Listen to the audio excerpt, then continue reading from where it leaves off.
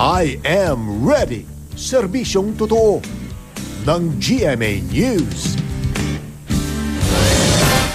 Bumagal uli ang galaw ng Bagyong Agaton pero napanatili nito ang lakas ayon sa Pag-asa.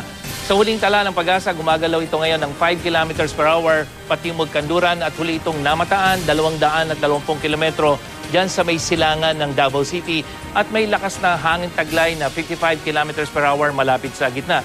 Basta sa track ng ehensya, magpapatuloy ang galaw nito patungo dito sa may Davao Region at posibleng maglandfall dito sa may Davao Oriental sa masusunod na araw.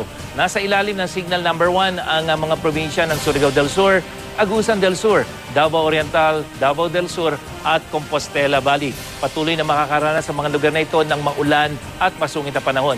Makakaranas pa rin ang minsang malalakas na ulan dyan naman sa malaking bahagi ng Mindanao, lalong-lalo na sa mga rehiyon ng Caraga, Davao at Northern Mindanao. Hanggang katamtamang ulan din ang maranasan sa Visayas, lalong-lalo na dito sa gitna at silangang bahagi.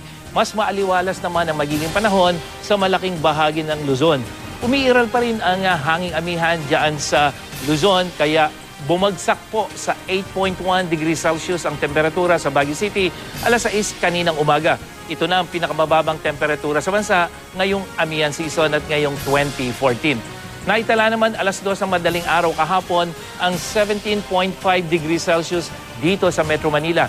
Pinakamababa na rin po yan ngayong taon.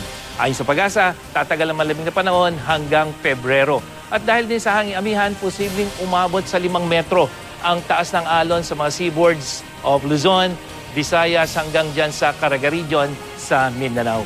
At yan ang ating ulat panahon. Ako po si Nathaniel Cruz para sa I Am Ready, serbisyong totoo ng GMA News.